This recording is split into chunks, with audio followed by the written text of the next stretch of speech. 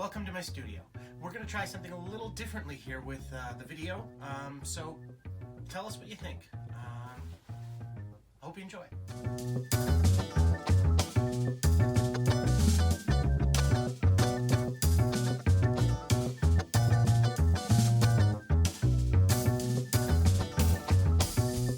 For those of you not aware of what Inktober is, every October, the artist Jake Parker, who started this tradition, comes up with a list of prompts for other artists to challenge themselves through the month of October by drawing one piece every day in ink.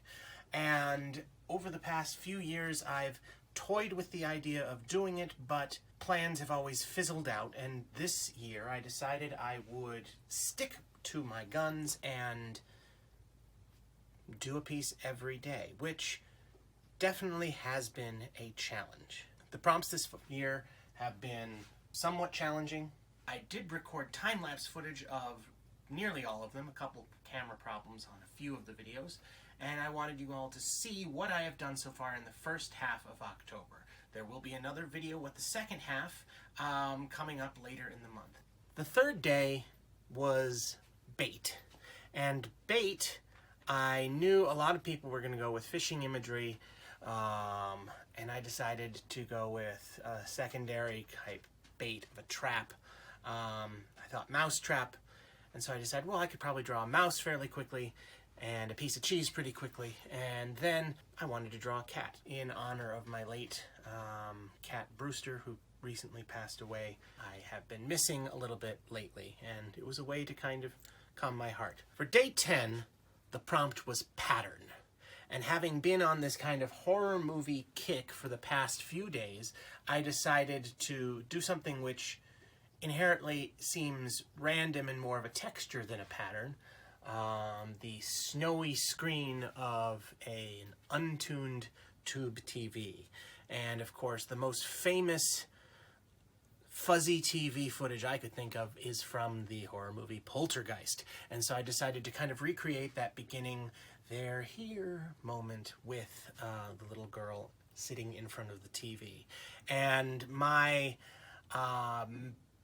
creative challenge for that piece was to get that TV to appear as if it was glowing and illuminating the girl and having that shadow of her being directly in front of the viewer. And the fact that you can't see the pattern but she can would be creepy. And I think this one was one of my more successful pieces of the month so far. So that was the first half of Inktober for 2019. I have been continuing to work, and the month is now mostly done, and there are more. So tune in to the next video to hear about the other half.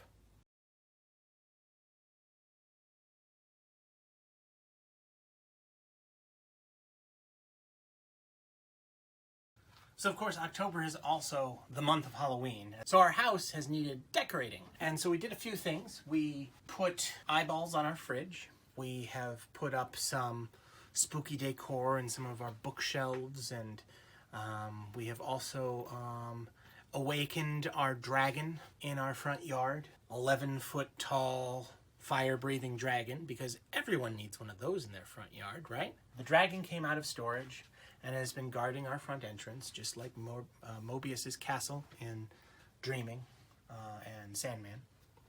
This dragon, as you can see, is very easy to spot from down the road. We have yet to put up all the decorations. It's an ongoing process, and it's been nice to see the house come together in its spooky form.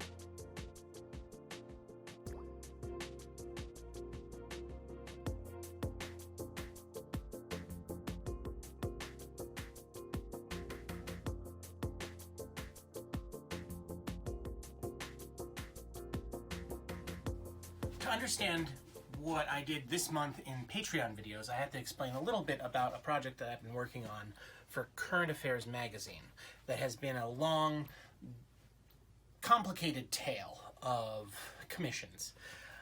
Way back in March, I was commissioned to do a piece of artwork for them for an article about nihilism and how characters who are nihilists should not be really romanticized in many ways, because they're probably not that great of people, even though in pop culture we are drawn to nihilist characters for some reason, because they've been some incredibly successful TV shows and forms of cinema. And so I was commissioned to do a piece of artwork, which looked like this. And so you can see I've put in quite a few famous nihilists, Dr. House, Rick from Rick and Morty, BoJack Horseman. This is Matthew McConaughey's character from the first season of True Detective. And here is Tyler Durden, one form of Tyler Durden, Brad Pitt down here in the pool. I was commissioned to add this wildfire in the background, as these characters would not care that California is slowly burning. And here is a fan that is obsessed with nihilists and how this person probably shouldn't be. So I got commissioned to do this, and done well before the deadline, and they loved it. But the issue came out, and the art wasn't in the issue. And another issue went out, and still nothing.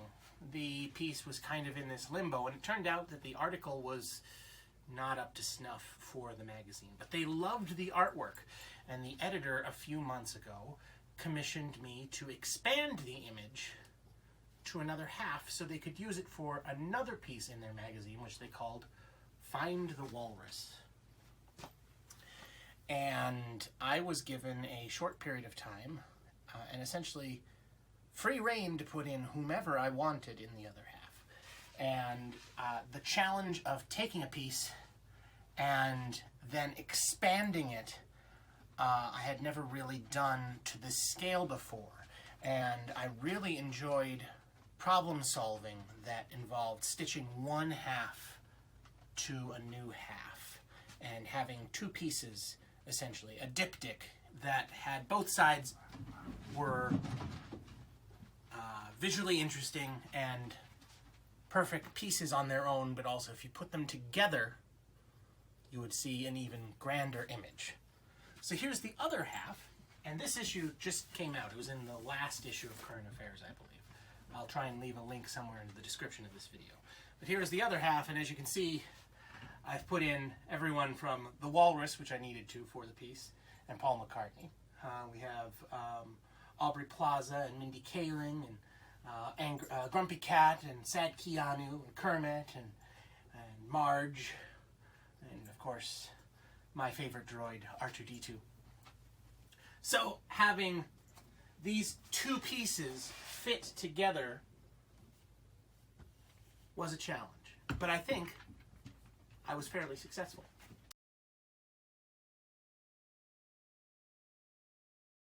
So I took that idea and I decided I would try and replicate it on a smaller scale. I had just recently finished watching Good Omens, and so I decided I would do a grand piece of the two main characters, Aziraphale and Crowley, clinking glasses, based on the Neil Gaiman and Terry Pratchett novel Good Omens, about an angel and a demon losing track of the Antichrist at Armageddon. Kind of a comical tale of the end of the world. Not that long. I think it's 6 episodes. Very perfect binging show should you need that sort of thing in your life, which I highly recommend. So I was deciding to do this, put the two pieces together and have them work in conjunction with each other. So they're both framed by these two wine racks on either side of them. And so I knew that I could, on the Aziraphale side, play up the greens of the wine bottles, and which will mimic the green of the prophecy book in the foreground. And then I could paint with light, or in my case with the alcohol with no pigment in it. I could wash out some of that color behind him to kind of mimic a light beam shining down and illuminating him. So along the edge of the painting, I knew I would have the table in the foreground. I wanted to have something in the extreme foreground that really was divided. And there was this tea kettle, which was clear glass, and I figured that that would be a good thing, that I could have that in the foreground of both pieces, which when separated, you might not even tell quite what it was. But when they were together, you would finally see that this is this form in the foreground to minimize that seam. The Crowley side was a little bit more fun because Crowley's jacket and shirt and everything was such a dark color, and I knew I would have to just continue bringing in more and more darks and shadows, but still having to leave that table in the forefront be practically white or untouched. And between that and playing up those shadows, I think the two sides really finally did balance, this green light side and this red dark side. And getting their wine glasses to be as close to the edge as possible, so if you were to purchase both sides of it, either originals or prints, you could decide if you wanted Crowley and Aziraphale to be on opposite ends of something and separated, or you could bring them together and have them clink glasses. And thus they become part of the story by telling it the way they want to tell it. And so I think that was quite a successful 2 weeks of Patreon videos. And the following week, because we're in October, my Patreon video was going to have to be a horror movie. And since we are on a bunch of Brits with the Good Omens pieces, I decided to go with a British horror movie that was also scary and funny. And so I went with Shaun of the Dead. Now with the Shaun of the Dead piece, I wanted very much for it to be about the best friend duo and less about Shaun's plan to win the love of his life back. Because in my mind, that's not what the movie's about. It's about their bromance, their life through the zombie apocalypse. And I figured as the movie progressed, they became more and more engrossed in their new reality. And at this point in the movie, they are about ready to literally start shooting a shotgun through the bar, the Winchester.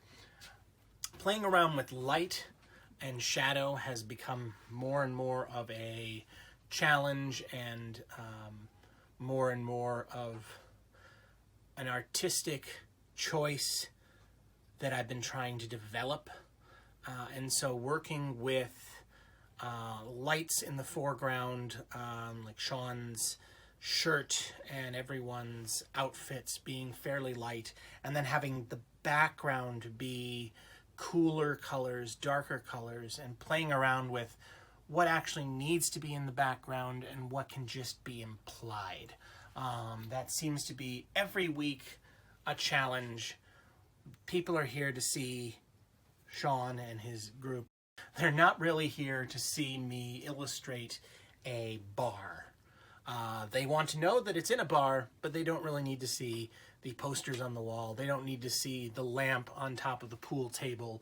They don't need to see the payphone in the corner. They don't need to see the pattern on the curtains. They don't need to see any of that. They just need to see that they're in some interior space and let the viewer's eyes fill in, or brain fill in, all the details that the eye is missing. I find that as I mature as an artist, that becomes far more interesting, is to see what the viewer's eye and mind can complete for me, so I don't have to worry about it, and I can focus on the subjects of the painting, like Simon Pegg and so forth.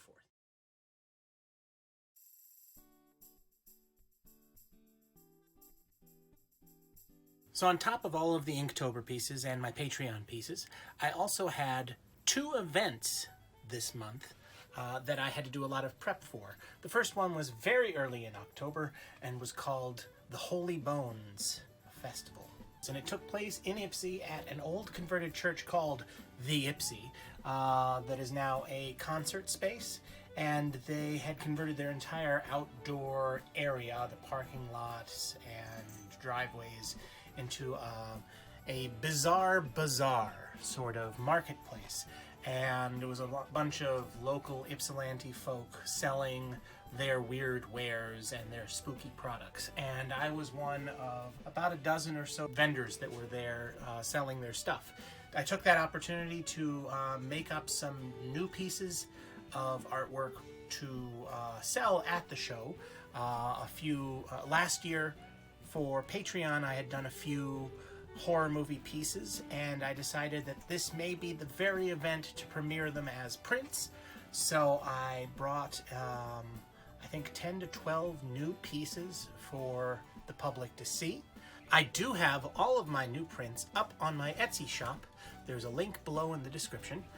And if you are curious about my Patreon channel, there is also a link below there. For those of you not familiar with Patreon, every week thereabouts, I produce a new painting for my followers. They get to help me choose what I paint every week, and I record a time lapse of me working on it. And now I'm going to be putting out these sort of videos once or twice a month to kind of explain to you guys what is going on in my life and what's going on around the house.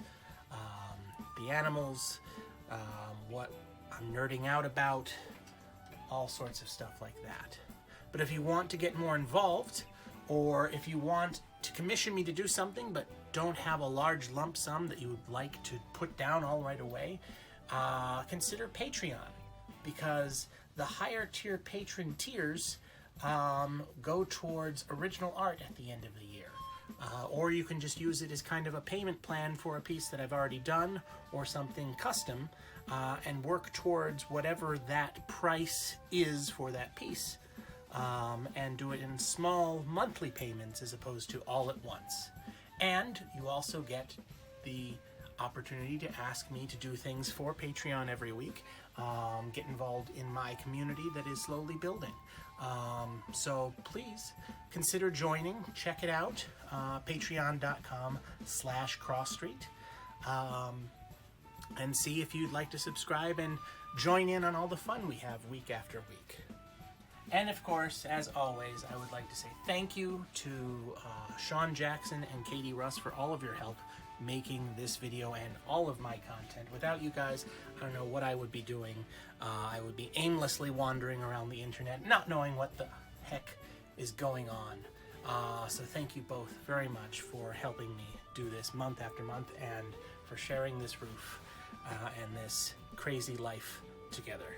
Thank you all for watching, and tune in next time to see more of my artwork, more of the studio, and more of the pets, and more of life around this studio. Life in the shadow of the Ypsilanti water tower. Life in Ypsi, life here, my geeky existence. Thank you for joining me, and until next time, ta-ta.